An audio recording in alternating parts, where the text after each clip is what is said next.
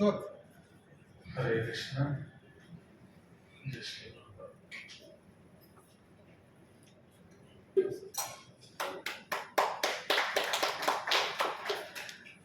हरे कृष्णा। जय ओम ज्ञानतिमिरान्धस्य ज्ञानाञ्जनशलाकया चक्षुर्मिलितं येन तस्मै श्रीगुरवे नमः।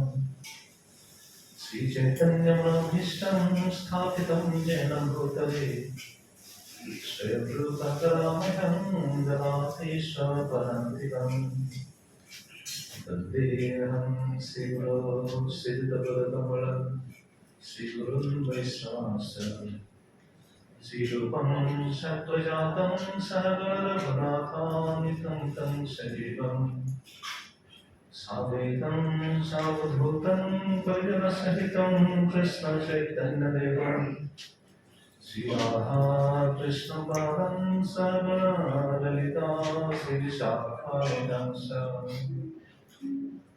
नमो विष्णुपदाय कृष्णप्रेष्ठाय भूतले श्रीमते भक्तिवेदान्त स्वामिन्निधि नामिने नमस्ते सरस्वती देवी गौरवाणी प्रचारिणे निर्विशेष शून्यवादी पाश्चात्यदेशतारिणे हे कृष्ण करुणा सिंधु दीनबन्धो जगत्पते गोपेश गोपिकान्त राधाकान्त नमस्तुते तप्त काञ्चन गौराङ्गी राधे वृन्दावनेश्वरी वृषभानुसुते देवी नमामि हरिके वञ्चाकल्पतरुभ्यश्च कृपासिन्धुभ्यैव च पतितानां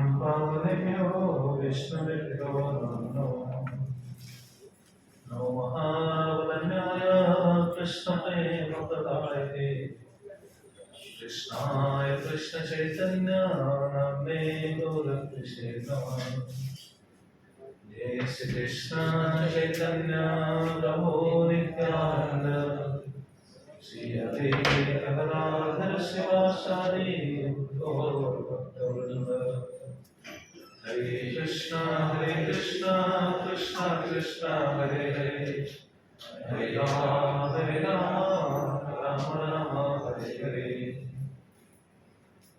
नीलाचल निवासाय नित्याय परमात्मने बलभद्र सुभद्रभ्यं जगन्नाथाय ते नमः।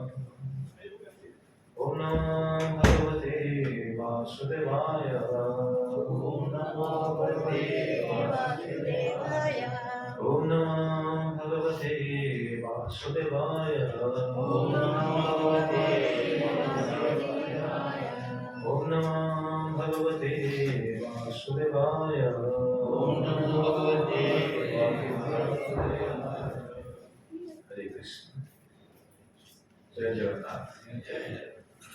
सभी भक्तों को धन्यवाद देते हुए आज का कथा शुरू करते हैं।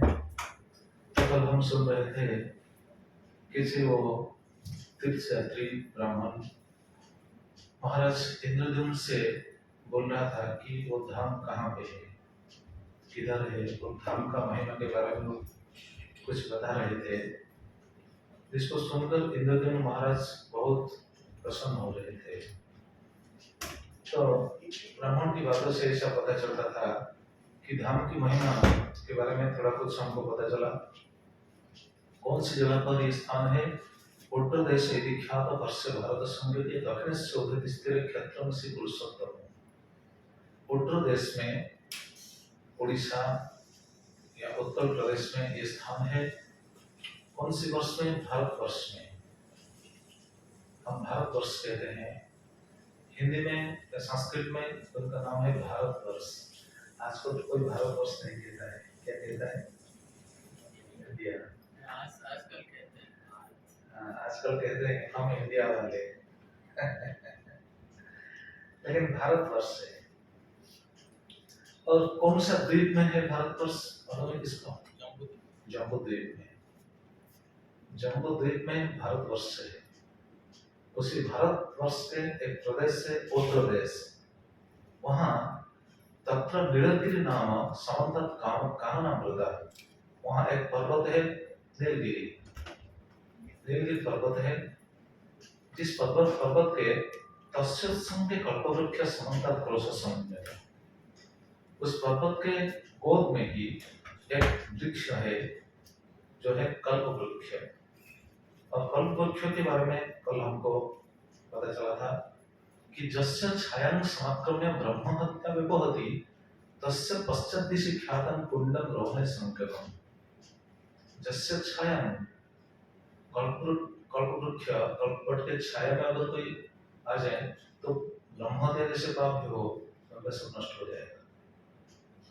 ये बात बता रहा है। कौन बता रहा है? ये वो ब्राह्मण, वो जो तीर्थी ब्राह्मण तीर्थ यात्रा करते हुए जो आया था, और वो आगे बताएगा मैं 1 साल वहां रहा था।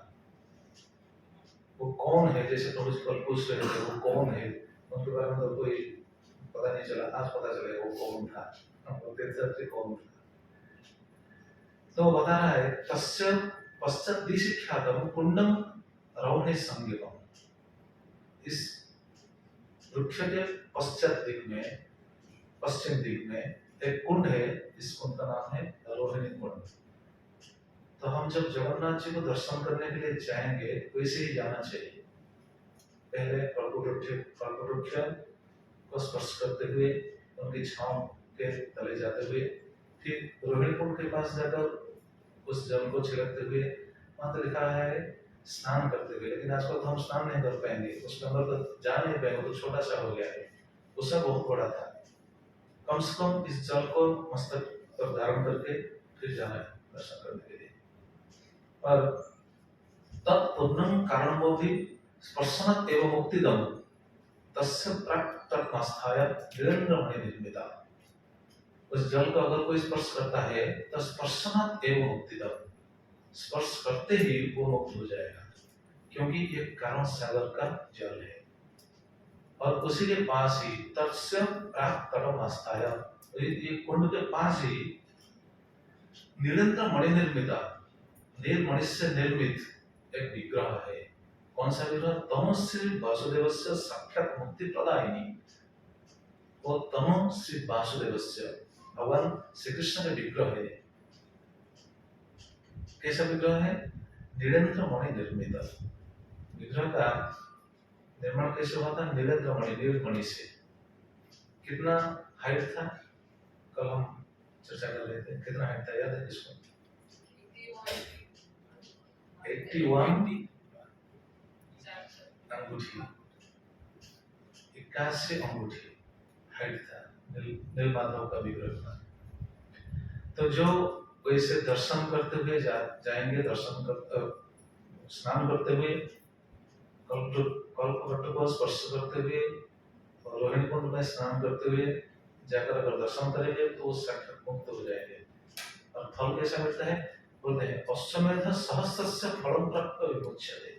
सहस्र अश्वमेध का फल उनको मिलता है, बाद में वो मुक्ति हो जाता है। तत्रस्थ आश्रम श्रेष्ठ ख्यात सबर दिलेगा। उसके पास ही एक आश्रम है। आश्रम मतलब वो एक गांव है, पल्ली है, जिसको सबर पल्ली कहते हैं, जहां पर सबर लोग रहते हैं, वो पल्ली के बारे में बता रहे हैं। और रोज कौन कौन आते हैं दर्शन करने के लिए, इसके बारे में कल हम चर्चा करके कथा को विश्राम दिए थे। प्रतिरात्रं भगवतो दर्शनाय दिवोकसम् आगतानं महाराज दिव्यबन्धो इव मानुषम्। प्रतिरात्रं, डेली रात को, भगवतो दर्शनाय, भगवान का दर्शन करने के लिए, भगवान के दर्शन करने के लिए दिवोकसम्, जो स्वर्ग में रहते हैं देवता लोग, वो सब आते हैं। आगतानं महाराज दिव्य बंधो ह्य मानुष, उनके शरीर से दिव्य गंध निकलता है देवताओं के शरीर से। तब उनके शरीर से दिव्य गंध निकलता है, इसलिए वो इस लोक आने की कोई उनका इच्छा नहीं है, लेकिन जगन्नाथ जी को दर्शन करने के लिए रोज आते थे। जैसे हम कल बता रहे थे, देवता लोग जब उनके लिए यज्ञ हो रहा है, कोई भी यज्ञ होता है, तो यज्ञ का हवि लेने के लिए वो कितने ऊपर रहकर हवि लेते हैं? 1 योजन ऊपर रह के। रामायण में ऐसा बताया गया है। योजने ऊपर स्थित हवि आदपते, 1 योजन ऊपर रहते हुए वो हवि ग्रहण करते हैं। इसलिए मर्त्य को आना उनका कोई इच्छा नहीं है, लेकिन जगन्नाथ जी को दर्शन करने के लिए वो रोज आते हैं। यहाँ हम कथा को विराम दिए थे कल। तो कौन कौन आए थे कल हमारा चर्चा हुआ था। जैसे कौन आए थे? इंद्र आए थे और विभीषण आए थे। तो देखिए, इंद्र अगर आते हैं तो सारे देवता भी आते होंगे। इंद्र तो स्वर्ग का राजा है ना। अगर इंद्र आते हैं तो सभी देवता आते होंगे। तो वैसे सभी आते हैं। यहाँ हम कथा को विराम देते और आगे वो तीर्थयात्री ब्राह्मण को बोल रहा है, नाना स्तुति वचः कल्प पुष्प वृष्टिश्च लभ्यते महिमाय स न कुत्रापि विश्वस्थाने प्रकाशते। वो ब्राह्मण क्या बोल रहा है? नाना स्तुति वचः, उस स्थान में नाना स्तुति वचः, उस स्थान में रोज नाना प्रकार की स्तुति अपने आप व्यंजन हो रहा है। और कल्प पुष्प पुष्टिश्च लभ्यते, वो कल्प वृक्ष से पुष्प क्या क्या बोलते हैं, गिरता है। कल्प वृक्ष मतलब ये जो कल्प वृक्ष है, ये तो कल्प वृक्ष है, ये तो वट वृक्ष है। वट वृक्ष से कैसा पुष्प गिरेगा? वट पुष्प जैसे होता है ना, लेकिन वहां कल्प वृक्ष का पुष्प गिरता है, मतलब स्वर्ग से पुष्प गिरता है, ऐसा स्थान है। तो ऐसा बताने के बाद वो तीर्थयात्री ब्राह्मण वहां अपने आप अदृश्य हो गए। सभी लोग देखते हुए वहां अंतर्ध्यान हो गए। तो जरा सोचिए, वो ब्राह्मण कौन था? कौन हो सकता है? आप ऐसे हम ऐसे बातचीत करते रहे, अगर हम यहाँ पर अदृश्य हो जाएंगे तो क्या सोचेंगे आप लोग? अगर मैं ये बात कहते कहते अगर अदृश्य हो जाऊंगा तो क्या सोचेंगे? हमारे पास तो ऐसा शक्ति नहीं है, लेकिन वो ब्राह्मण अदृश्य हो गए। तो इसे पता चलता है कि वो और कोई दूसरा कोई व्यक्ति नहीं था, वो खुद जगन्नाथ जी आए, खुद भगवान ही आए थे। क्योंकि आप जरा सोचिए, भगवान के बारे में कौन जान सकता है? भगवान के धाम के बारे में कौन जान सकता है? भगवान को हम जैसे आदमी, हम जैसे लोग जान सकते हैं क्या? नहीं जान सकते। हमारे पास दिमाग नहीं, बुद्धि नहीं भगवान को जानने के लिए। ये मैं नहीं बता रहा हूँ, भगवत गीता का ये सिद्धांत है। भगवान को कौन जानता है? मालूम है, भगवान को कोई भी नहीं जानता। भगवान को सिर्फ भगवान ही जानते हैं और कोई नहीं जानता। भगवत गीता पढ़िए, अर्जुन खुद भगवान को स्तुति करते हुए ये बात बताते हैं, स्वयमेव आत्मनात्मनं व्यक्तत्वं पुरुषोत्तम भूतभावन भूतेश देवदेव जगत्पते। भगवान को स्तुति करते हुए अर्जुन ये बात बता रहे हैं, स्वयं एवं आत्मनम आत्मवेत्थ, आप आपको खुद ही जानते हैं, दूसरा कोई नहीं जानने वाला है।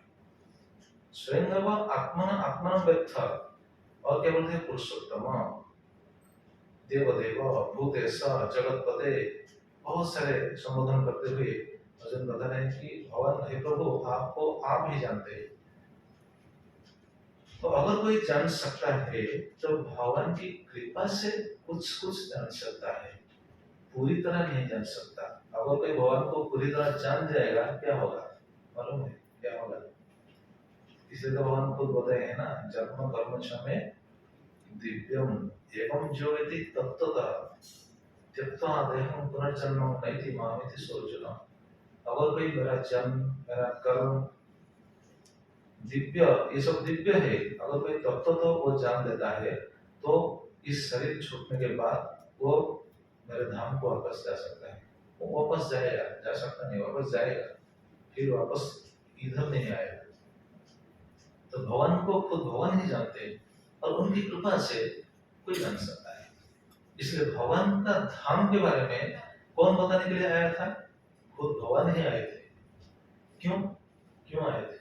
ये तो सोचने वाली बात है। क्योंकि भगवान भी चाहते हैं मेरा धाम प्रकट हो, मेरा धाम प्रकट हो, सभी लोग यहाँ आए, दर्शन करें, अपने जीवन को सार्थक करें, ये भगवान की इच्छा है। तो ऐसे बताते हुए वो वहां खुद अंतर्ध्यान हो गए। जब अंतर्ध्यान हो गए उस अच्छा जरा सोचिए, और एक बात सोचने वाली बात है, भगवान आए थे अपने धाम के बारे में बताने के लिए। अच्छा, किसके पास आए थे बताने के लिए? हमारे पास क्यों नहीं आए? दूसरे आदमी के पास क्यों नहीं गए? किसके पास गए थे बताने के लिए? इंद्रद्युम्न राजा के पास गए थे बताने के लिए। क्यों?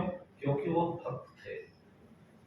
भगवान अपने आप को इस जगत में प्रकाशित करते हैं भक्तों के माध्यम से, दूसरे कोई उपाय नहीं है।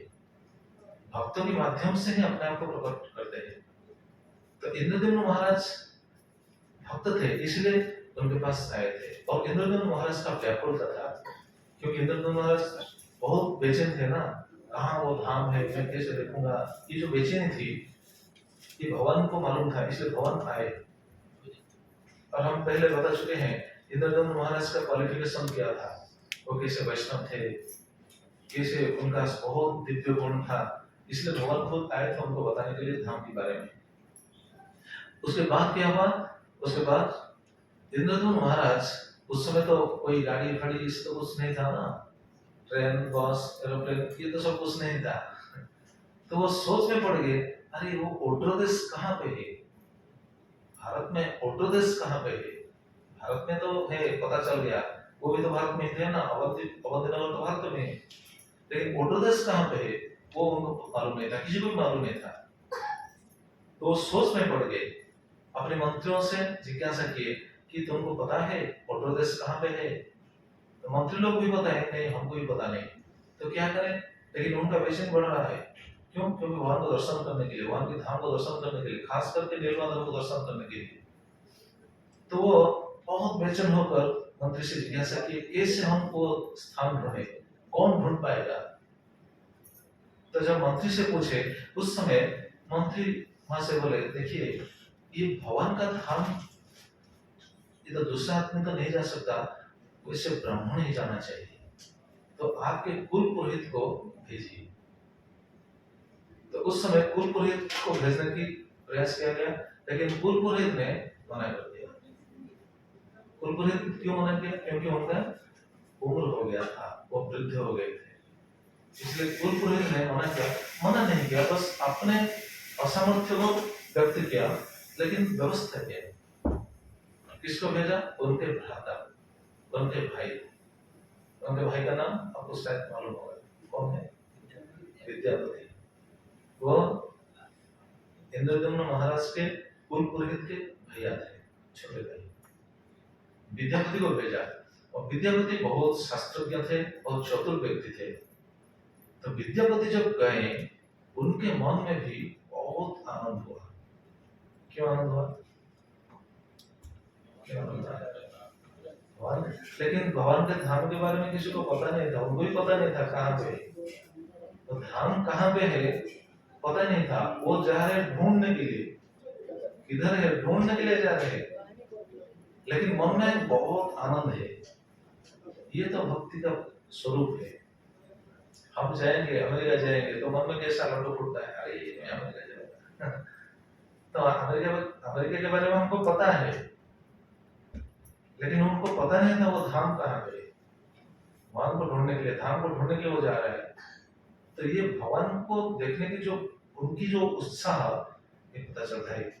वो अपने आप क्या सोचते हैं, बोलते हैं, ओहो मैं सफल जन्म सुकन्या सत्परिच में द्रक्ष्यामि जद भगवतो मुख पद्मम भापहम। देखिए विद्यापति का मन का भाव कैसा है, ये सोचने वाली बात, ये चिंतनीय है। विद्यापति का भावना कैसा है, वो अपने आप को भाग्यवान समझे। ओहो मैं सफल जन्म, मेरा जन्म आज सफल हो गया। अभी तक गया नहीं, लेकिन सोच रहे हैं क्या, मेरा जन्म सफल हो गया। क्यों सफल हो गया? सुकन्या संतरिच में मेरा अज्ञान का रात्रि अभी समाप्त होने वाला है, प्रभात आ गया है। क्यों ऐसा अपने आप को सोचते हैं? क्योंकि द्रक्ष्यामि जब भगवतो मुखपद्मम अघापः, क्योंकि मैं भगवान के मुखपद्म को द्रक्ष्यामि, फ्यूचर टेंस में बोल रहे हैं, संस्कृत में द्रक्ष्यामि मतलब मैं देखूंगा, अभी तक देखे नहीं, देखूंगा, ऐसा सोचते हुए वो अपने आप को बहुत प्रसन्न, मतलब अंदर ही अंदर बहुत प्रसन्न हो रहे हैं। द्रक्ष्यामि जब भगवतो मुखपद्मम, भगवान के मुखपद्मों को मैं दर्शन करूंगा।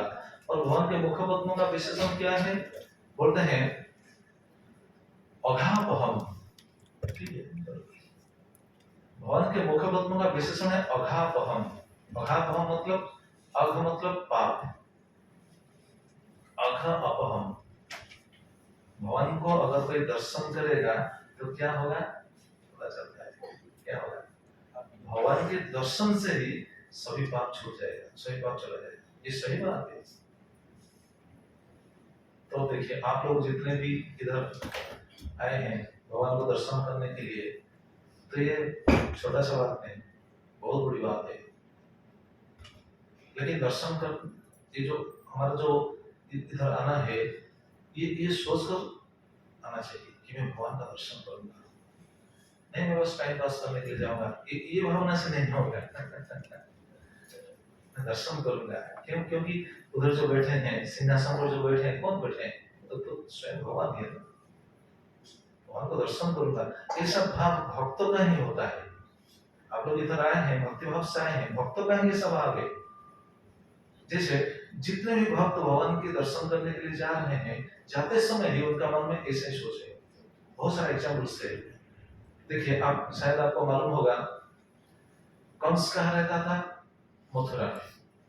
उस समय भगवान कहाँ रहते थे? पता नहीं किसको। भगवान रहते थे वृंदावन में, गोकुल में। तो भगवान रहते थे गोकुल में, कंस रहता था मथुरा में। लेकिन कंस ने एक योजना बनाई, भगवान को तो मारने के लिए तो जितना भी असुर भेजा वो तो सब मर गए, कोई भी तो वापस नहीं आया। तो उसके बाद कंस ने किया क्या? कंस ने बात उनके मन में आया, नारद मुनि ने तो खुद बता दिया, ऐसा करो, ऐसा करने से ठीक होगा। तो नारद मुनि के बात के अनुसार कंस ने किया क्या? कृष्ण बलराम को मारने की दूसरी उपाय सोचा। वो सोचने लगा क्या कि मैं जितने भी असुर को भेज रहा हूँ, वो तो जो भी जा रहा है वो तो कभी वापस नहीं आ रहा है। इसलिए मैं एक काम करूंगा, कृष्ण बलराम को इधर लाऊंगा, इधर लाकर इधर में खत्म कर दूंगा। इसलिए वो जो धनु यात्रा का आयोजन किया था ना कंस, धनु यात्रा का आयोजन करने के बाद उन्होंने भेजा, किसको भेजा? कृष्ण बलराम को लाने के लिए अक्रूर को भेजा। अक्रूर भक्त या अभक्त थे? भक्त थे। लेकिन कहाँ रहते थे? जरा सोचिए, कंस के पास रहते थे। तो इसे ये भी पता चलता है भक्त सभी जगह पर रह सकते हैं। क्यों? क्योंकि उनके भरोसा भगवान के ऊपर ही। कंस जैसा दुष्टात्मा के पास रहते हुए भी वो भक्ति कर रहे थे। तो आप जरा हमें ऐसा नहीं सोचना चाहिए कि हम बाहर में है, भक्ति कर पाएंगे या नहीं, कर पाएंगे कि नहीं कर पाएंगे। जिधर भी रहिए, भक्ति के लिए कोई भी जगह, कोई भी परिस्थिति हमारे लिए प्रतिकूल नहीं है, हमको अनुकूल बनाना पड़ता है। जैसे प्रहलाद महाराज कहाँ रहते थे? प्रहलाद महाराज जिधर रहते थे वहां भक्ति करने के लिए अनुकूल स्थिति था क्या? नहीं, वो तो अनुकूल स्थिति नहीं था। प्रहलाद जहाँ रहते थे वो तो असुर का नगर था, हिरण्यकशिपु का नगर था, वहां तो सभी असुर ही थे। लेकिन वहां भी तो वो भक्ति किया ना, बहुत साधारण भक्ति नहीं, बहुत उच्च स्तर से भक्ति किए। तो भक्ति करने के लिए सभी जगह अनुकूल है, लेकिन हमारा सोच में ये दृढ़ होना चाहिए कि मैं भक्ति करूंगा। जैसा बाहर में हो या फिर सऊदी में हो, जिधर भी हो, भक्ति कर पाएंगे। क्यों? क्योंकि भगवान हमारा अंदर की बात को, मन की बात को जानते हैं, हमारा भाव क्या है। लेकिन हमको कुछ करना भी है। क्या करना है? क्या करना है हमको? भक्ति मतलब क्या करना है? भगवान का नाम लेना है। हरे कृष्णा कृष्णा कृष्णा हरे हरे, हरे राम राम राम हरे हरे। भगवान का नाम लेना है। नाम कैसे लेना है? चैंटिंग करना है, जप करना है, क्योंकि भगवान ने खुद बताया है ना, चैतन्य महाप्रभु के रूप में आकर भगवान खुद बताया है, कलयुग में भक्ति का दूसरा कोई साधन नहीं है, सिर्फ नाम। हरे नाम हरे नाम ही केवलम, कलो नस्तेवो भवतिरंजन। तो नाम लेना है। तो ये मैं कह रहा था कि अक्रूर मथुरा में रहते थे, लेकिन कंस ने जब अक्रूर को भेजा कि तुम जाओ, जाकर कृष्ण और बलराम को लेकर आओ। अक्रूर पूछा क्यों क्यों मैं लेकर आऊं ना, उनको यहाँ आने के बाद मैं उन दो भाइयों को मार दूंगा। कंस ने ऐसा बताया था, मैं मार दूंगा, बिल्कुल बताया था। लेकिन अक्रूर सोच में पड़ गया, कृष्ण बलराम को मारने के लिए सोच रहा है और मुझे भेज रहा है। लेकिन अक्रूर को पता था कि कृष्ण बलराम कौन है, भगवान है, उनको पता था। इसलिए जब कृष्ण बलराम को लाने के लिए अक्रूर जी रथ पर सवार होकर निकले मथुरा से, निकलते ही अक्रूर सोच में पड़ गए। क्या सोच में पड़ गए मालूम है? कौन से विनाश कर देगा, मार देगा, ये सोच नहीं, उनके भाग्य की सराहना करते हुए सोचने लगे। जैसे अभी सोच रहे हैं कौन, विद्यापति सोच रहे हैं। ये हमारा कहने का तात्पर्य ये था। विद्यापति जब निकले, वो जो सोच रहे द्रक्ष्यामि जब भगवत मुखपद्मम अघापहम, उसी तरह अक्रूर भी सोच में पड़ गए। अक्रूर का सोच क्या देखिए, किं मया चरितं भद्रं किं तप्तं परमं तप किं बाधाव्यहते दत्तं जब द्रक्ष्यामि अद्य केशवम्। देखिए कोई बोल रहे हैं जब द्रक्ष्यामि, जो आज मैं देखूंगा, किनको देखूंगा, अद्य केशवम, केशव को देखूंगा। वो लाने के लिए जा रहा है, लेकिन सोच रहे हैं कि मैं आज केशव का दर्शन करूंगा। किं मया आश्रितं भद्रं, मैं क्या पुण्य किया है, मैं क्या अच्छा काम किया है, जिसके फलस्वरूप आज मेरा इतना सौभाग्य उदय हो गया कि मैं भगवान को दर्शन करूंगा। किं मया आश्रितं भद्रं किं तप्तं परमं तपः, मैं क्या तप किया हूँ, पहले मैं क्या तप किया है, जो आज ये तप की प्रभाव से शायद मुझे भगवान का दर्शन करने के लिए चांस मिल रहा है। तो देखिए भगवान का दर्शन करने के लिए उनका मन में कैसा बेचैन होता था, ये हमारा चर्चा का विषय है। तो भगवान का दर्शन ऐसा ही है, जैसे क्या बोलते हैं आजकल तो इधर तो है कि नहीं मुझे पता नहीं, जब कोई सिनेमा हॉल को जाता है सिनेमा दर्शन देखने के लिए, क्या है सिनेमा हॉल है क्या है, आप लोग जाते हैं, कौन कौन जाते हैं? अच्छा जाते हैं सिनेमा देखने के लिए। देखिए सिनेमा देखने के लिए जाते हैं, लेकिन सिनेमा देखने के लिए जाते समय मन में कैसा लड्डू फूटता है, अरे हम जाएंगे देखेंगे, ये करेंगे वो करेंगे। जाते समय हमारा मन में कैसा बेचैनी होता है, लेकिन उस चीज को देखने के बाद कुछ भी नहीं, कुछ लाभ भी नहीं, कुछ फायदा नहीं, थोड़ा सा टाइम पास बस और कुछ नहीं। लेकिन भगवान को दर्शन करने के बाद अघापहम, पाप नाश हो जाएगा। तो दर्शन को जाते समय उनके मन में क्या सोच आ रहा है, वो बोल रहे हैं किं तप्तं परमं तपः, मैं क्या तप किया है जिसके फलस्वरूप आज मुझे भगवान का दर्शन होगा। और क्या बोलते हैं, किंबा अथापि अहते दत्तम, या फिर मैं क्या दिया हूँ, क्या दान किया है, क्या मतलब उनका कहने का तात्पर्य ये था कि मैं बहुत दान किया हूँ, मैं बहुत तपस्या किया हूँ, मैं बहुत पुण्य काम किया हूँ, इसके फलस्वरूप आज मुझे भगवान के दर्शन हो रहा है, भगवान के लिए जा रहा हूँ। ये सोच कितना था, अक्रूर का। ठीक वैसे ही सोच आप देखिए, वैसे ही सोच था किनका, और एक भक्त है श्रीमद् भागवतम में, जो भगवान को दर्शन करने के लिए जाते समय ये सोच में बिल्कुल डूब गए थे। कौन है मालूम है? भक्त सुदामा। सुदामा जब भगवान को दर्शन करने के लिए जा रहे हैं, सुदामा के नगर कहाँ पे है मालूम है किसको? सुदामा कहाँ पे रहते थे? कहाँ पे?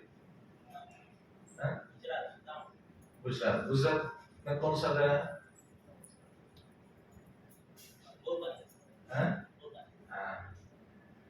जहाँ महात्मा गांधी के जन्म स्थान है पोरबंदर, सुदामा का घर वही है। तो पोरबंदर से वो जा रहे हैं भगवान को दर्शन करने के लिए। किधर भगवान कहाँ रहते थे उस समय? द्वारका में। पोरबंदर से द्वारका कितना रास्ता है? आज के हिसाब से अगर कोई देखें तो कम से कम 100 किलोमीटर तो होगा बाय रोड, और दूसरा कोई साधन तो नहीं है वहां जाने के लिए, बाय रोड ही जाना पड़ेगा। तो जो भी हो, तो 100 किलोमीटर कम से कम वो जाएंगे। लेकिन जाते समय उन्होंने वो जाने से पहले वो भी क्या सोच रहे देखिए, भगवान को दर्शन करने के लिए मैं जाऊंगा। सुदामा का सोच क्या है देखिए। उनके सुदामा तो अपने आप नहीं जा रहे थे, उनको कौन भेज रहा था? उनके सुदामा की पत्नी भेज रहे थे। क्यों भेज रहे थे?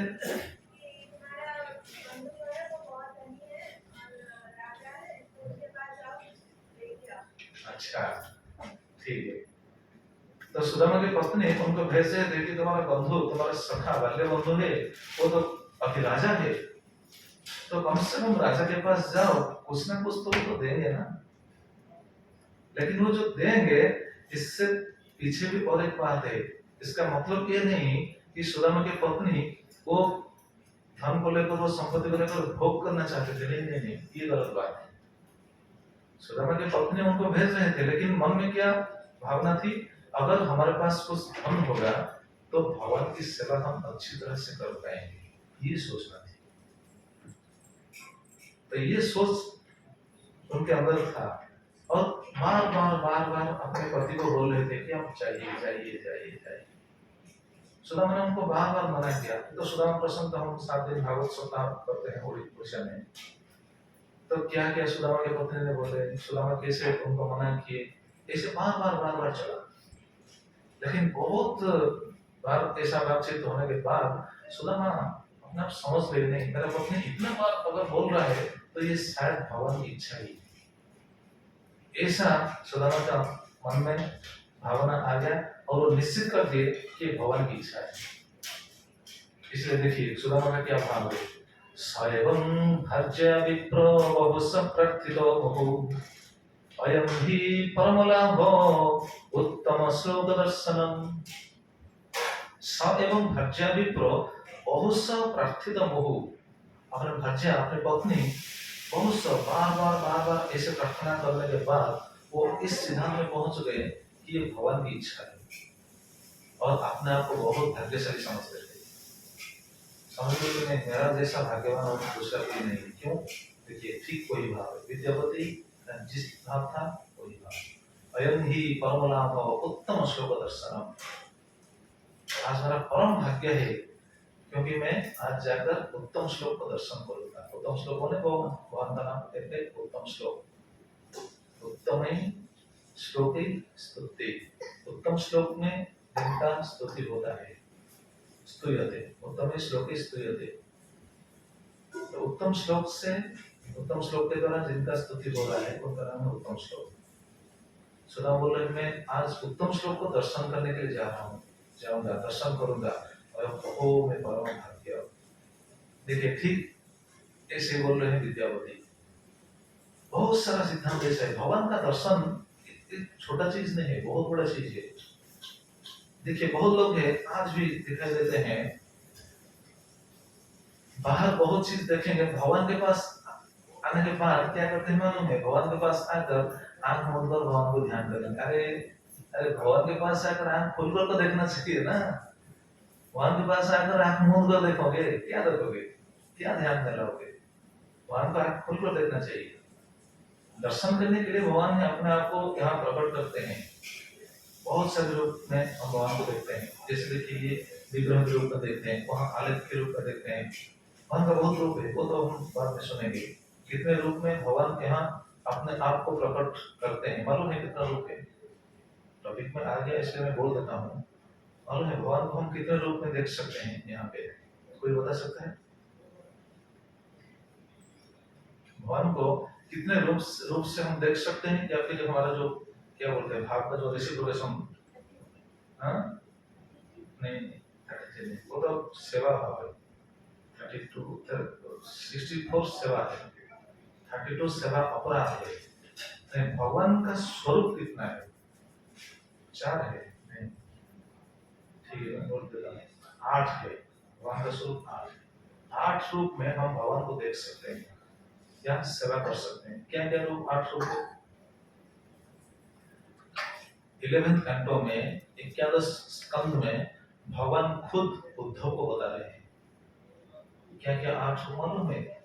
शैली, दारुमयी, लौही, लिप्या, लिख्या च सैतति, मनमयी, मणिमयी, प्रतिमा, अष्ट विधा स्पष्टा। ये 8 रूप में भगवान अपने आप को प्रकट करते हैं भक्तों की सेवा को अंगीकार करने के लिए और भक्तों को कृपा करने के लिए। क्या क्या 8 रूप है? पहले बोलते हैं शैली, शिला के रूप में, जैसे हम प्रस्तर के रूप में देखते हैं, मार्बल के रूप में देखते हैं।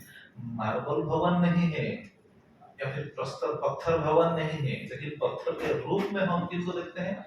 भवन को देखते हैं। तो भवन पत्थर के रूप में प्रकट होते हैं, शैली। दूसरा है दारुमयी, ये तो दारू में खुद वहां विराजमान है, दारू में विग्रह। दारू भगवान नहीं है, बहुत दारू का है, बहुत सारा पेड़ है, दारू को हम भगवान कह सकते हैं क्या? नहीं। दारू में जब भगवान की मूर्ति प्रकट होते हैं उनको हम भगवान कहते हैं, इसलिए दारू में प्राण प्रतिष्ठा होता है। शैली, दारुमयी, लौही, लौही मतलब जितना सब धातव विग्रह है। शैली, दारुमयी, लौही, लेप्या, लेप्या मतलब क्या मालूम है? जैसे उड़िया लोग को पता चल जाएगा। लेप्या मतलब जैसे माया लोग भूमि जमीन पर गोबर में लेपने के बाद जो झुट्टी पकाएंगे, उड़िया कौन अल्पना, जो अल्पना बनाकर वो भी पूजा करते हैं कार्तिक महीने में। आप शायद देखे होंगे चित्ता, मुझे चित्ता जहाँ कर दी आप अपन को देखते हैं ना, ओडिशा लोग सब जानते हैं तुलसी चौरा मोड़े झूठी पकी की चिता पकी से पूजा करते। तो भगवान वहां पर भी विराजते हैं, उसको बोलते हैं लेप्या। और उसके बाद है लेख्या। लेख्या मतलब आलेख, जो फोटो है आलेख है। आलेख जितने भी आलेख है, अगर हम भगवान का पूजा कर रहे हैं भाव से होना चाहिए ना। भाव उस दिन बताया था ना, भगवान सब सभी जगह पर है, लेकिन निकलने के लिए तो प्रहलाद होना चाहिए ना। हर स्तंभ में भगवान है।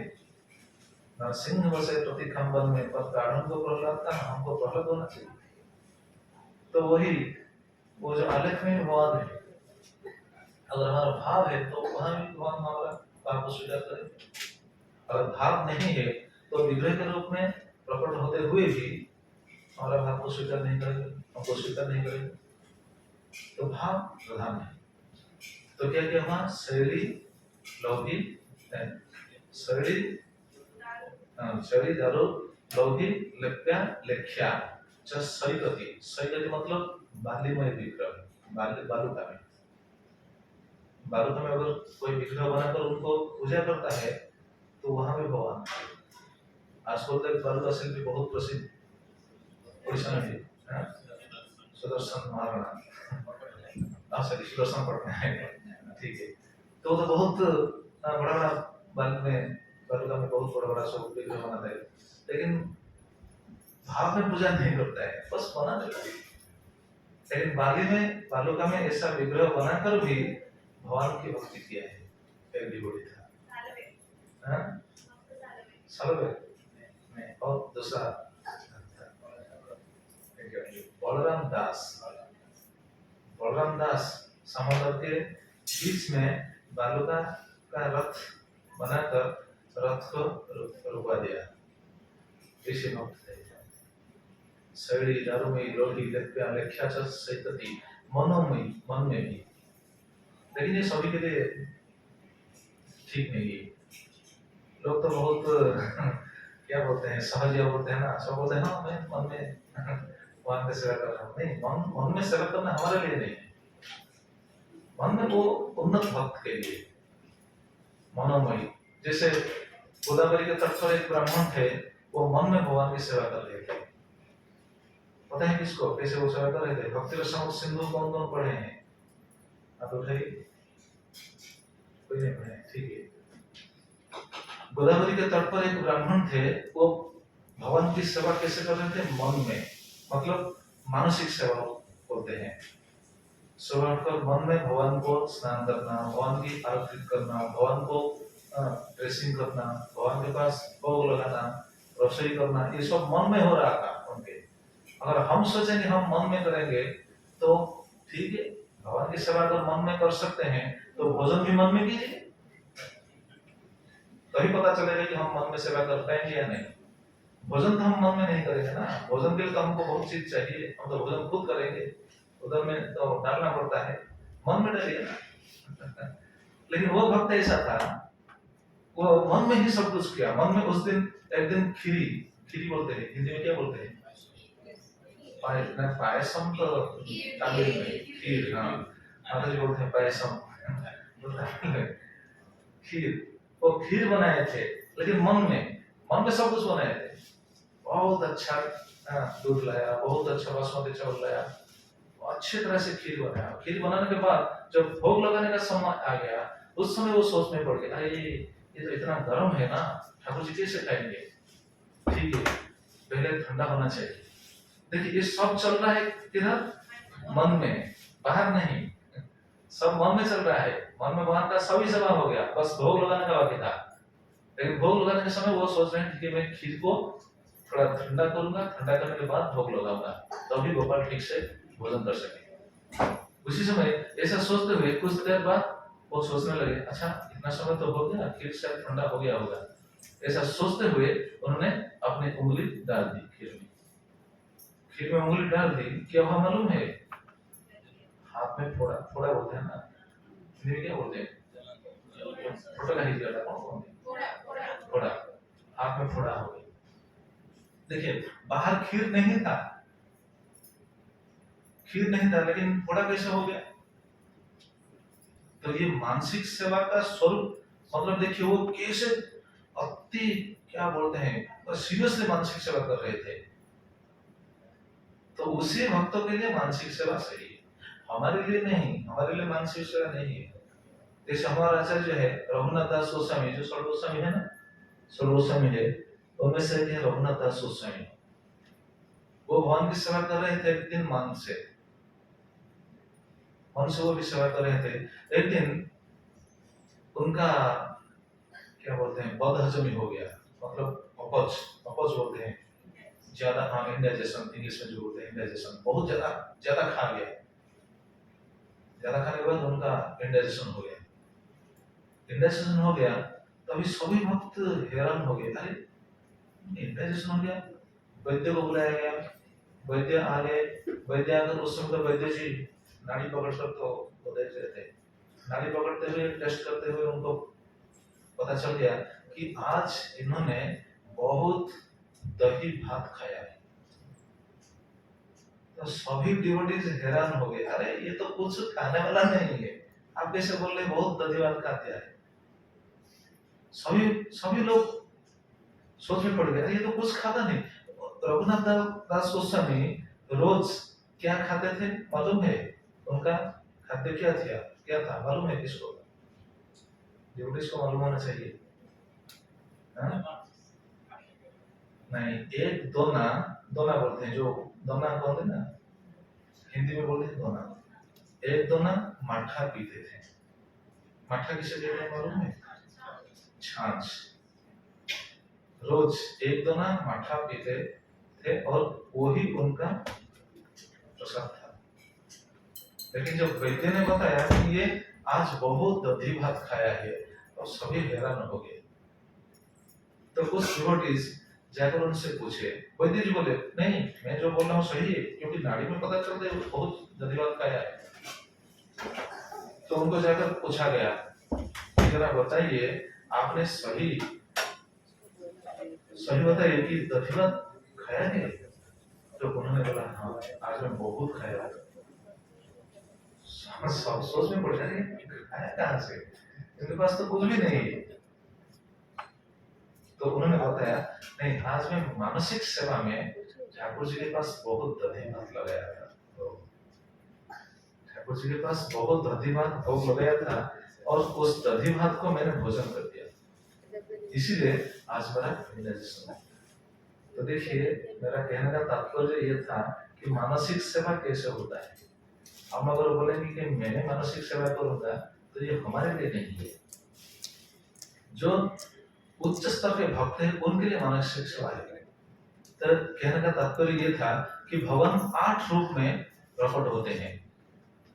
तो ये था मनोमयी और लास्ट में है मणिमयी, मणिमय विग्रह।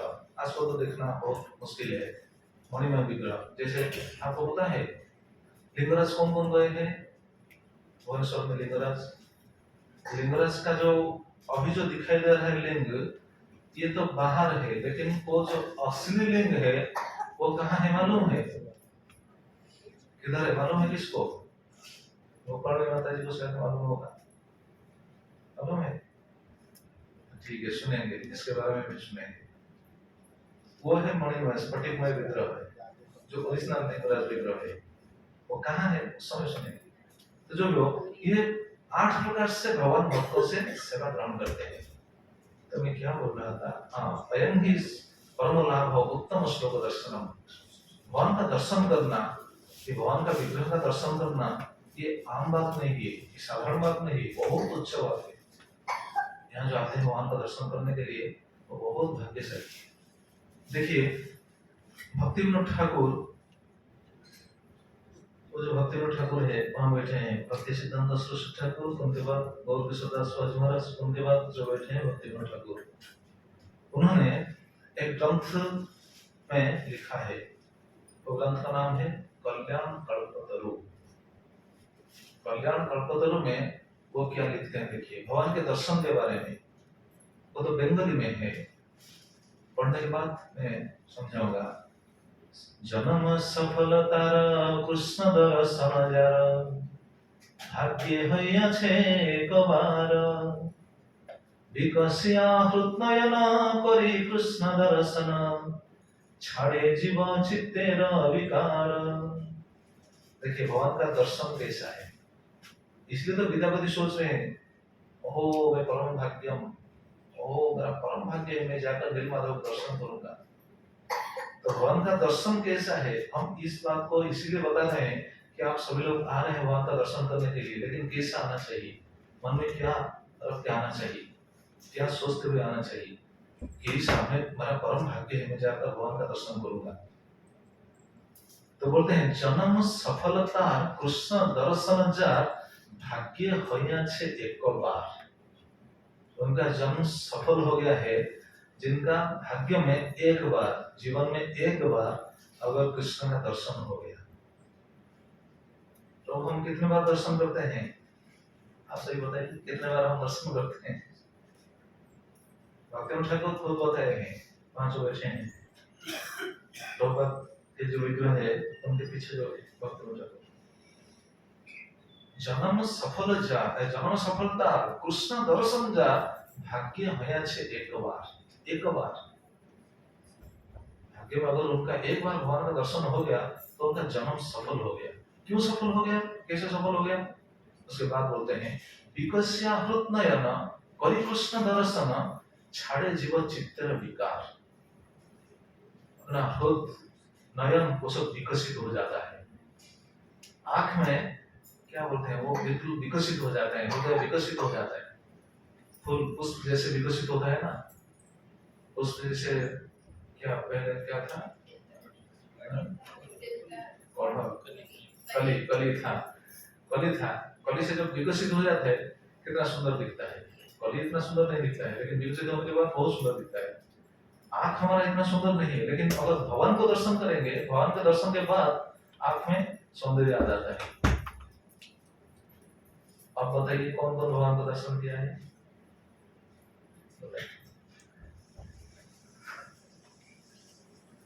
कोई नहीं, बस 1 2 3 हाथ उठा रहे हैं।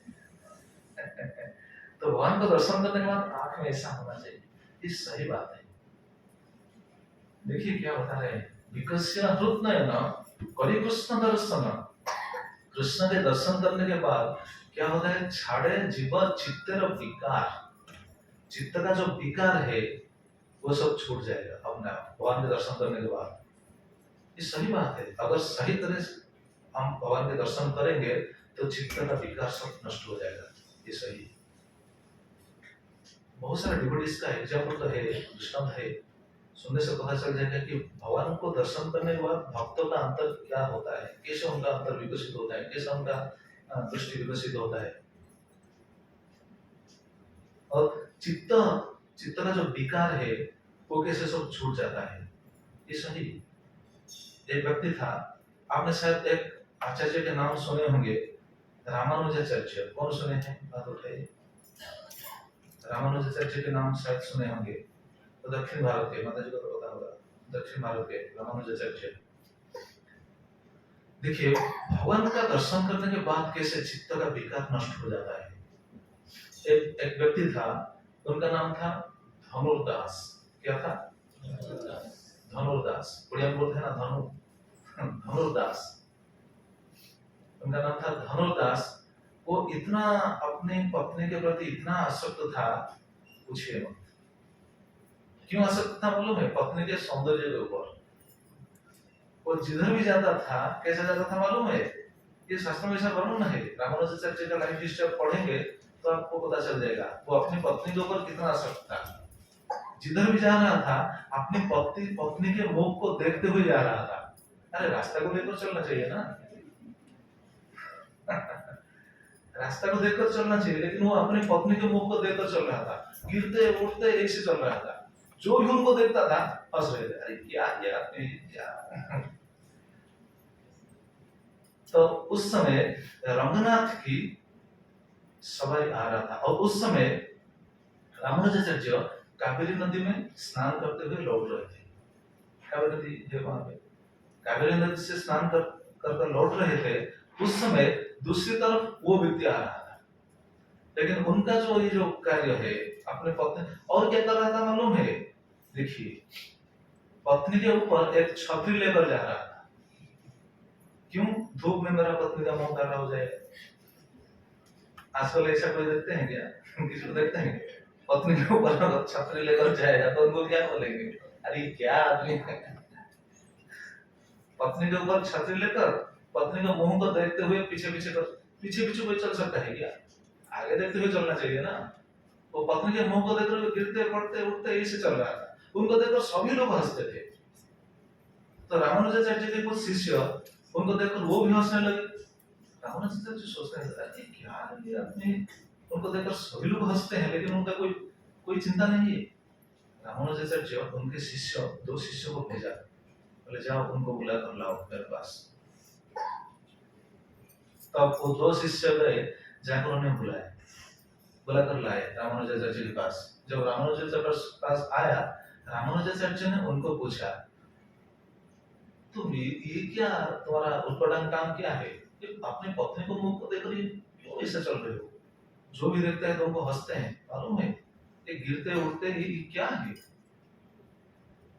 तो उन्होंने बोला, नहीं मैं इतना कामुक नहीं हूँ, लेकिन मैं अपना पत्नी का मुख अगर नहीं देखूंगा तो मुझे अच्छा नहीं लगता। मेरा पत्नी का मुख मुझे बहुत अच्छा लगता है। मैं उनका क्या बोलता सौंदर्य का रस आस्वादन कर रहा हूँ। जगत में है ऐसा कोई व्यक्ति है? आप में से कोई है?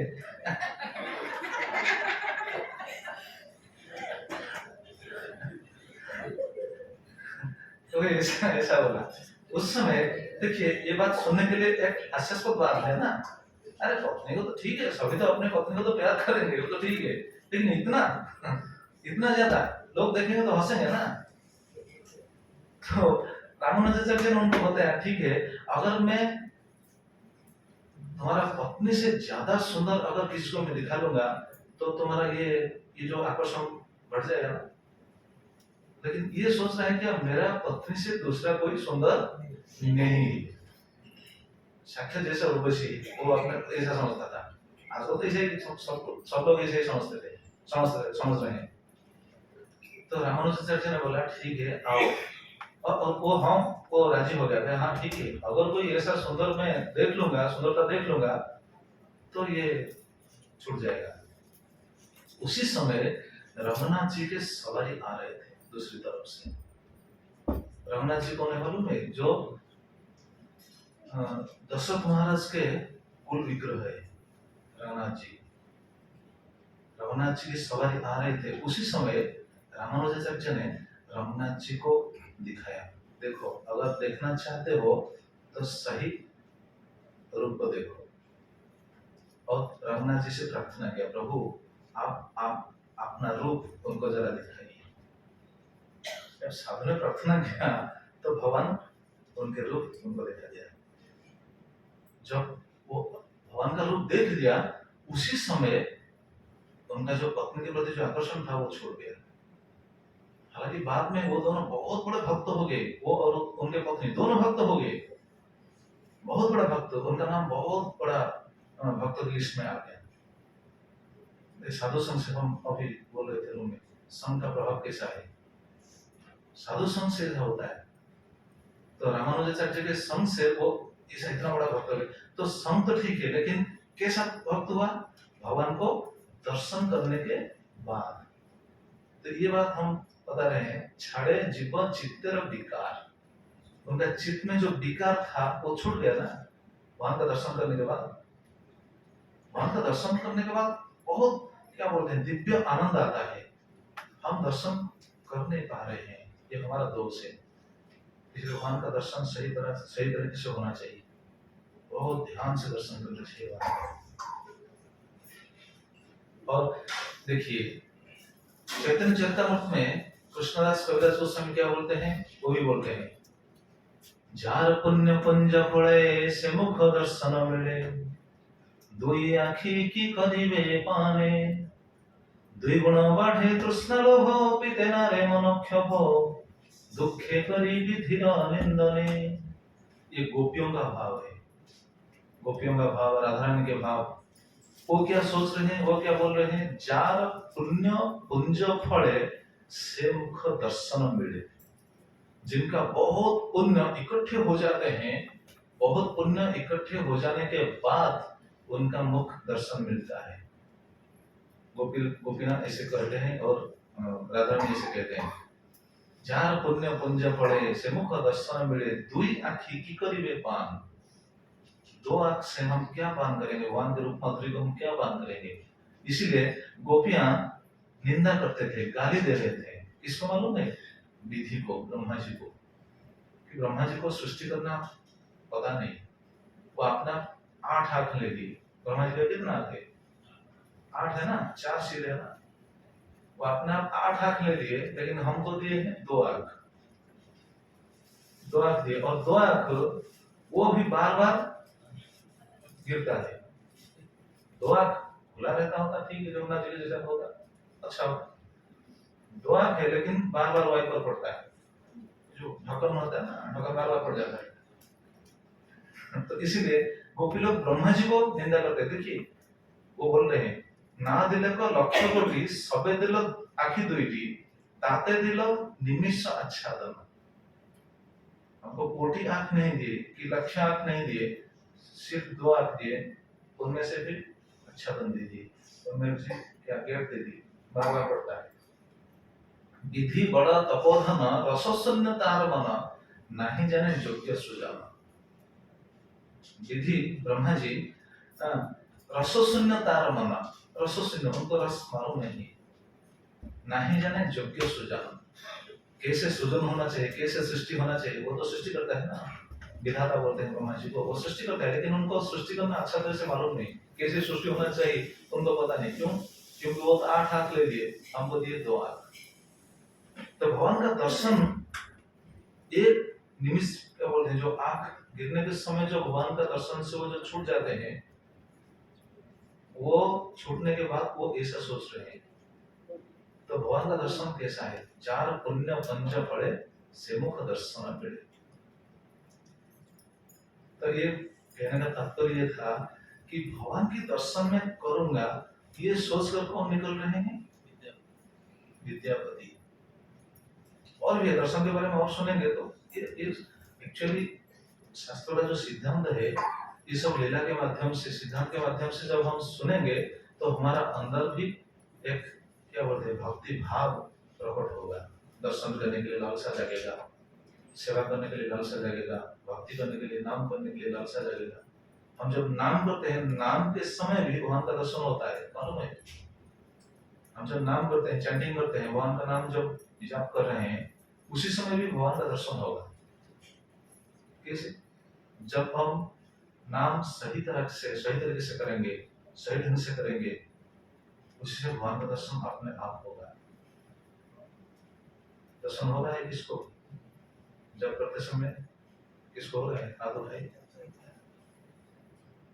और किसको नहीं हो रहा है? और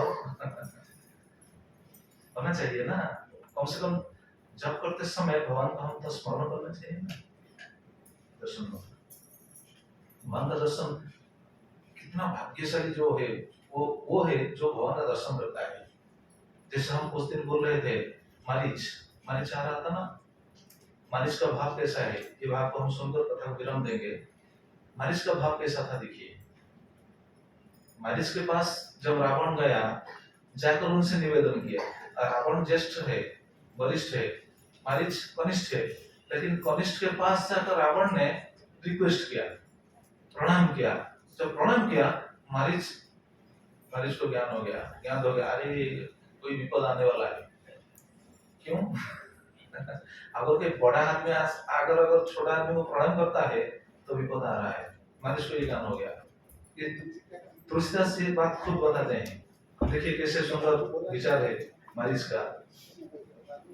नवनि नीच के अति दुखदाई, जिमे अंकुश धनो उरग बिलाई, भयदायक खल के प्रिय वाणी, जिम अकाल के कुसुम भवानी। मारीच क्या सोच रहे हैं देखिए, नवनि नीच के अति दुखदाई।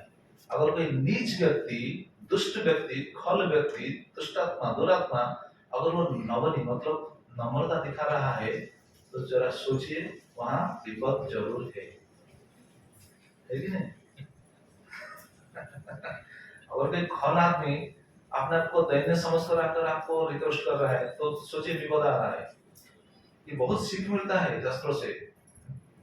तो देखिए बोलते हैं, नवनि नीच के अति दुखदाई, अति दुखदाई। नीच व्यक्ति अगर नम्रता दिखा रहा है तो अति दुखदाई है। कैसे? एग्जाम्पल दे रहे हैं, 4 एग्जाम्पल दे रहे हैं। एक है अंकुश, धनु, उरग, बिलाई। ये सब जब संकुचित होते हैं तो विपद के लिए। अंकुश जब संकुचित होते हैं, अंकुश जो हाथी को मारते हैं, अंकुश।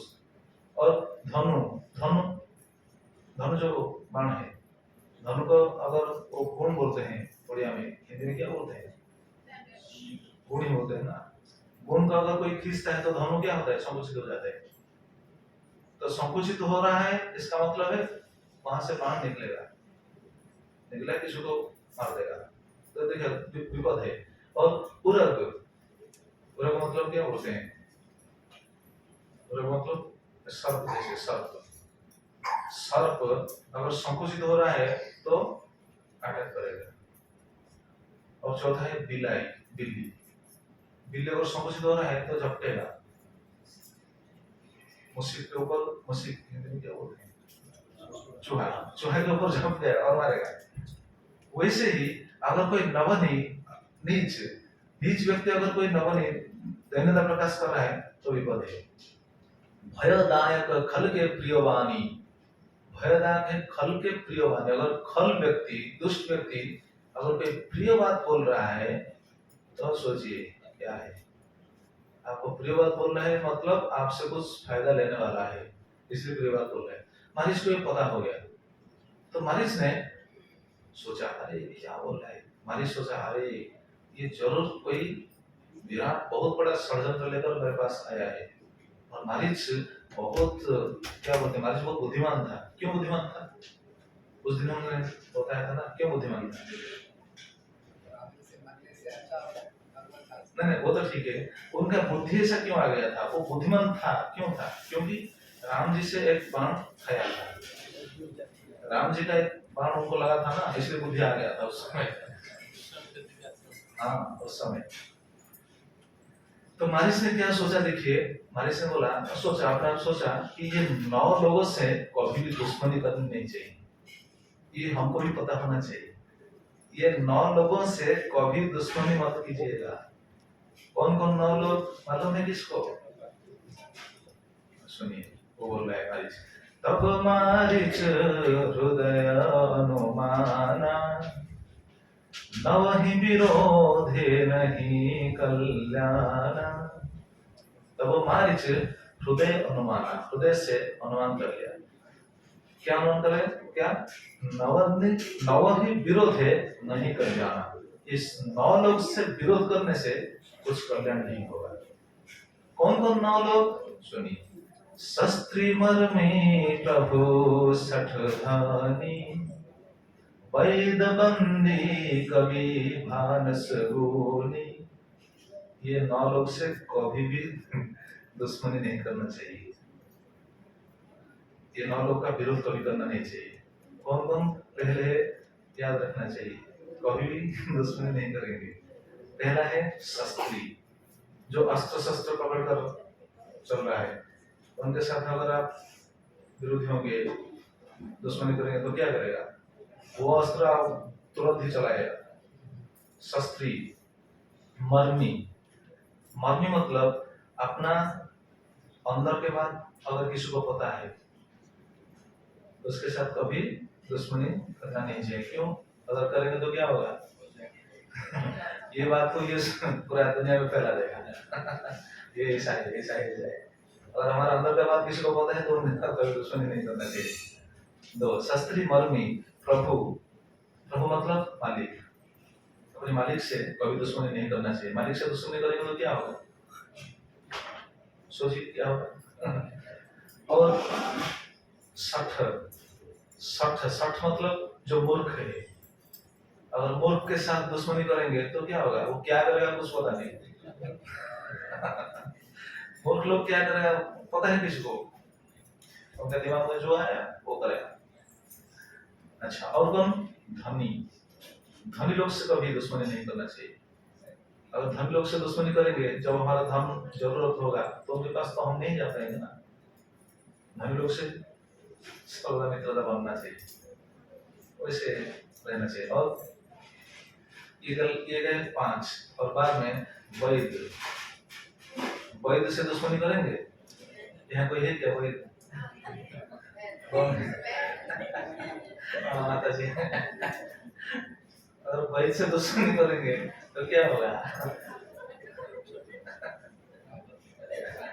ऐसा मेडिसिन लेंगे, खाने के बाद क्या क्या हमें पता चल जाएगा। वैद। और बंदी कवि भानस गोनी, बंदी, बंदी कवि ये एक जैसा है। बंदी मतलब, बंदी किसको कहते हैं मालूम है? बंदी मतलब जो बंधन में कौन नहीं, वो नहीं। राजा के पास जो है बंदी, जो गुण प्रकट करते हैं, गुण गान करते हैं, जिस वंदना करते हैं, उनको उड़िया में बोलते हैं भाट, भाट जो गुण गान करते हैं। और कवि, कवि मतलब जो आजकल का कवि क्या हो सकता है? आजकल का कवि जो रिपोर्टर लोग होते हैं, जर्नलिस्ट, रिपोर्टर, उनके साथ अगर आप दुश्मनी करेंगे तो क्या होगा? और भानस, भानस मतलब क्या मालूम है? भानस के साथ कभी भी दुश्मनी नहीं करेंगे। भानस का मतलब है कुक, कुक के साथ कभी रसोईया बोलते हैं ना। अगर कुक के साथ कभी दुश्मनी होगा तो क्या होगा?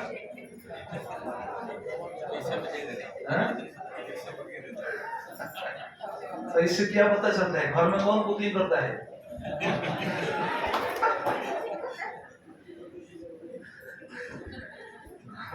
घर में कौन कुकिंग करता है? तो कुक के साथ कभी भी दुश्मनी नहीं करना चाहिए। अगर दुश्मनी करेंगे तो वो तीखा मिर्च डाल देंगे या फिर ज्यादा तेल डाल देंगे। और गुणी, जो गुणी जन, ज्ञानी लोग, ज्ञानी लोग के साथ कभी दुश्मनी नहीं करना चाहिए। अगर ज्ञानी लोग के साथ दुश्मनी करेंगे तो क्या होगा? हमको ज्ञान नहीं मिलेगा, हम अगर कोई समस्या में है तो समाधान के लिए तो हम ज्ञानी के पास जाएंगे ना, शास्त्र ज्ञान लोग। तो उनसे अगर हम दुश्मनी करेंगे तो हो सके वो हमको क्या बोलते हैं, उनको हमको जो मदद करना चाहिए हो सके वो मदद नहीं करेंगे। तो मारीच ने ऐसा सोचते हुए विचार किया, नहीं नहीं नहीं, ये रावण के साथ दुश्मनी करना बिल्कुल गलत है, दुश्मनी नहीं करना चाहिए, वो जो बोलता है बोलने दीजिए, बाद में सोचेंगे। तो रावण ने बोला, उस दिन हम बोले थे, रावण ने बोला अगर तुम जाओगे तो अच्छा है, अगर नहीं जाओगे तो मैं तुमको यहाँ मार दूंगा। उसी से मारिस ने क्या सोचा, ठीक है मेरा मरना अगर निश्चित है, इधर रहूंगा तो मरूंगा, उधर जाऊंगा तो भी मरूंगा। तो मरना अगर निश्चित है तो किधर मरना ठीक है, वहां के पास जाकर मरना ठीक है। तो ऐसा सोचते हुए मारिस ने वहां से लंका छोड़कर आ गया दंडकारण्य। तो आकर वहां क्या क्या बाद में तो आपको मालूम है, सुना सुवर्ण हरिणी का रूप धारण करते हुए, हेमो हरिणी रूप धारण करते हुए विचरने करने लगा। इस सामने सीता माँ के सामने वो विचरने लगा। उसी समय सीता माँ ने बोला ये मुझको चाहिए। तो ये बात आपको सही पता है। तब तो भगवान गए, तो भगवान जब जा रहे हैं मारिस के पीछे पीछे, होगा मारिस नहीं था, अब तो रूप परिवर्तन हो गया था। देखिए हम कौन सी पॉइंट पर ये बात आलोचना कर रहे हैं, ये बात चर्चा कर रहे हैं, दर्शन, भगवान के दर्शन। मारिच ने भगवान को कैसे दर्शन कर रहा था उस समय, ये बात हम बताकर कथा को विश्राम देंगे। मारिच ने कैसा दर्शन कर रहा था, भगवान जा रहे, मारिच आगे आगे जा रहा है, भगवान पीछे पीछे जा रहे हैं। मारिच अपने आप को कैसा सौभाग्यशाली समझता था मालूम है, तुलसीदास अपने दोहे में ये बात बता रहे हैं। मम पाछे धर धावत धरे सरासरवान, फिर प्रभु ही मिलो कि हूँ धन्य नमो समान। मम पाछे धर धावत धरे सरासरवान, मेरे पीछे पीछे दौड़ रहे हैं। कौन दौड़ रहे हैं, बाण धनुष बाण लेकर दौड़ रहे हैं। कौन दौड़ रहे हैं, भगवान दौड़ रहे हैं। उनको तो पता था ये भगवान है, इसलिए अपने आप को बहुत सौभाग्यशाली समझता था। क्या सोच रहे हैं देखिए, उनका सोच क्या था, फिरी प्रभु ही मिलो की हो। वो दौड़ रहा था आगे आगे, लेकिन पीछे देखते हुए दौड़ रहा था। फिरी बार वो घूमकर लौटकर देख रहा था भगवान के मुख को, और क्या सोच रहा था, देखिए धन्य नमो समान, मेरे जैसे भाग्यशाली जगत में कोई भी नहीं है। क्यों ऐसा सोच रहा था, सोचिए जरा। एग्जैक्टली, वो अपने आप को ऐसे सौभाग्यशाली समझता था कि मेरे जैसा भाग्यवान दुनिया में कोई भी नहीं है। क्यों, क्योंकि जोगी मुनि ऋषि साधु संत भक्त सभी लोग प्रयास कर रहे हैं अपने मन को भगवान के चरण कमल पर लगाने के लिए, लेकिन देखिए मैं कैसा सौभाग्यशाली हूँ, मेरे पीछे पीछे वही चरण कमल खुद दौड़ कर आ रहा है। तो ये सोचते हुए वो दौड़ रहा था, लेकिन पीछे पीछे देख कर जैसे हम बोल रहे थे ना, अगर कोई पीछे देखकर चलेगा तो क्या होगा, गिर जाएगा ना। लेकिन मारिच गिरा नहीं, गिरा। क्यों नहीं गिरा, धनुषदास गिरता था कि नहीं गिरता था, क्यों, पत्नी के मौका देकर चल रहा था, इसलिए बार बार गिरते पड़ते उठते ऐसे जा रहा था। लेकिन वो मारिच भगवान के मुख को देखते हुए जा रहा था, कहीं गिरा नहीं, बस भगवान के बाण को लगकर वो काम किया गया।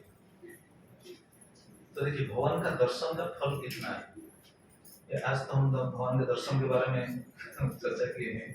तो विद्यापति ने ऐसा सोचते हुए वहां से निकले, और रास्ते में क्या सोच रहे हैं, ये बात सोच रहे हैं, अहो मैं सफलम जन्मम सुकन्या सपरिचमे रक्षामि जत भगवतो मुख पद्मम अभावहम। ओहो मेरा कितना सौभाग्य है, क्यों, क्योंकि जब भगवतो दर्शनामि, आज मैं भगवान का दर्शन करूंगा। और जिनका मुख पद्म को दर्शन करने के बाद सभी पाप चला जाता है। तो जरा सोचिए, हम भी भगवान का दर्शन कर रहे हैं, रोज दर्शन करते हैं, कर रहे हैं, तो हमारा पाप है क्या, पाप है? भगवान का दर्शन करने के बाद पाप रहता है क्या? ये तो ये बात बोल रहे हैं ना।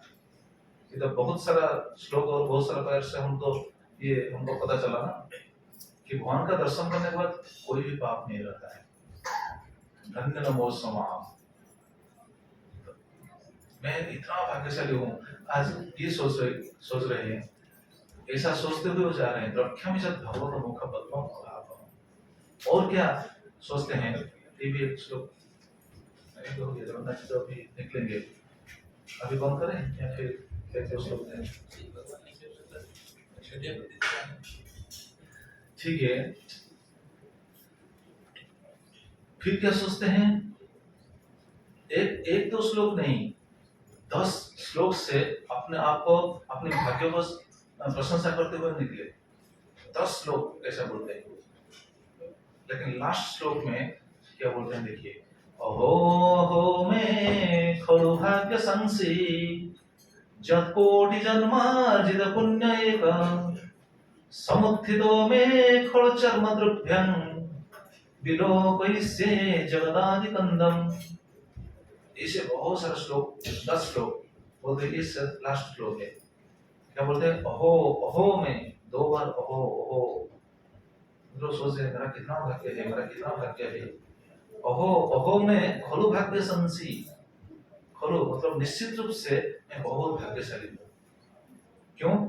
जब कोटि जन्मार्जित पुण्य एक, कोटि जन्म के पुण्य जब इकट्ठे होते हैं। देखिए विद्यापति आम आदमी नहीं थे, वो शास्त्रज्ञ थे, विद्वान थे, पंडित थे, क्योंकि उनके इंद्रद्युम्न राजा के, महाराज के पुरोहित के भैया थे ना, छोटा भाई थे ना, तो शास्त्रज्ञ थे। तो बता रहे हैं जब कोटि जन्मार्जित पुण्य एक, कोटि जन्म के पुण्य जब इकट्ठे हो जाते थे, समुत्थितो में खड़ुचर्म द्रव्यं विलोकयिष्ये जगदादि कंदम। जब इकट्ठे हो जाते हैं तब जगत आदि कंदम, जो जगत के नाथ है, जगन्नाथ है, भगवान श्री कृष्ण है, उनका दर्शन मिलता है। जरा सोचिए, हम रोज दर्शन करते हैं, लेकिन ये भाव हमको पता है क्या? हम ऐसा भाग्यशाली है, ऐसा हमको मालूम था क्या? रोज हम दर्शन करते हैं। जैसे उड़िया में एक कहावत है, संस्कृत में भी कहावत है, अति परिचयात् अवज्ञान संतत गमनात् अनादरः भवति। एक संस्कृत का श्लोक है, अति परिचयात् अवज्ञान। जो अति परिचय हो जाता है वो अवज्ञा, उनके प्रति अवज्ञा भाव आ जाता है कि नहीं? जैसे दूसरे पंक्ति में, दूसरा लाइन में बोलते हैं, जैसे जंगल में भिगे लोग चंदन तरों को क्या करते हैं? लकड़ी, आम लकड़ी समझकर वो भी कुकिंग करते हैं। चंदन का लकड़ी कितना महंगा है, कितना मूल्यवान है, लेकिन वो क्या करते हैं? वो जलाते हैं। हमने तो देखा है, आपको शायद मालूम होगा, कोरापुट जयपुर चंदन की, जयपुर आप अभी देखिए वहां भी हम बहुत जगह गए हैं। कौन से जगह, वो जगह का नाम मालूम नहीं, एक गांव में गया था, वहां अष्टप्रहरी नाम यज्ञ हो रहा था। अष्टप्रहरी नाम यज्ञ में वो जो बनाते हैं ना, टेंट बनाते हैं, गांव में जैसा टेंट होता है, जो लकड़ी को पोत कर उनके ऊपर बिछाकर सब बनाते हैं। वहां कौन सा लकड़ी में पिलर बनाया गया था मालूम है? चंदन की लकड़ी। मैं देखकर हैरान हो गया, अरे बाबा रे क्या करते हैं ये सब लोग, हमको थोड़ा सा चंदन भी नहीं मिलता है। कितना मूल्यवान है चंदन। एक अंदर एक जंगल के बिल्कुल भीतर गए थे प्रचार करने के लिए, वहां चंदन की लकड़ी से वो पिलर बनाए थे, वो जो कैड बनाया था। क्यों? क्योंकि अति परिचय का वक्त है। तो ये हमारे लिए भी लागू है। हम रोज दर्शन करते हैं, इसलिए महिमा जानते हुए भी अति परिचय अवज्ञा, हाँ जन्म तो हमारा है, बस दर्शन करते हैं। नहीं, ये भाव होना चाहिए कि हम कितना सौभाग्यशाली, क्योंकि कोटि पुण्य, कोटि जन्म के पुण्य जब इकट्ठे हो जाते हैं तब ये दर्शन सुलभ होता है। ऐसा बोलते हैं विद्यापति, और ऐसा सोचते हुए वो रास्ता अतिक्रम करके निकले वहां से। फिर आए, कैसे आए, क्या हुआ, क्या हुआ, कैसे जगन्नाथ जी को दर्शन किए, नीलमाधव दर्शन किए। ये बहुत बड़ा स्टोरी है, बहुत ये सीरीज चलेगा, कितना दिन चलेगा पता नहीं, जगन्नाथ जी जितना दिन चलाए। वैसे तो हमारा तो एक्सटेंड हो गया है, 2 तारीख को हम निकलने वाले थे यहाँ से, अभी तो और 7-8 दिन बढ़ गया है भक्तों के निवेदन से। ठीक है, जगन्नाथ जी की इच्छा, तो 10 तारीख को मेरा रिटर्न है। फिर अभी तो 29-30 एक शायद उड़िया भक्तों के लिए स्पेशल क्लास होगा, माता जी के घर होगा शायद, आपको पता चल जाएगा, अपने आप पता चल जाएगा। ठीक है, बाद में हम चर्चा करेंगे जगन्नाथ की इच्छा से। तो विद्यापति जाएंगे, कैसे दारू ब्रह्म कैसे प्रकट होंगे, कैसे मंदिर प्रतिष्ठा होगा, और रास्ते में विद्यापति क्या क्या देखेंगे, इंद्रद्युम्न, फिर इंद्रद्युम्न महाराज आएंगे, क्या क्या देखेंगे, लिंगराज कैसे देखेंगे, ये सब बहुत सुंदर सिद्धांत है, बहुत सुंदर सुंदर मिला है। पता था किसको? जब सुन रहे हैं नया लग रहा है कि नहीं प्रभु जी? सब नया लग रहे हैं। ठीक है, हम सुनेंगे जगन्नाथ जी से, प्रार्थना करना चाहिए कि प्रभु हमको ये सब हमको सुनना चाहिए, आपकी व्यवस्था करें। ठीक, कथा यहाँ विराम देते हैं। जय प्रभु श्री श्री जगन्नाथ बलदेव सुभद्रा महारानी की जय, श्रील प्रभुपाद जी महाराज की जय, पतिदेव श्रील गुरुदेव की जय, अनंत कोटि वैष्णव वृंद की जय, सम्मेद गौर भक्त वृंद की जय, निताय गौर प्रेमानंदे जय।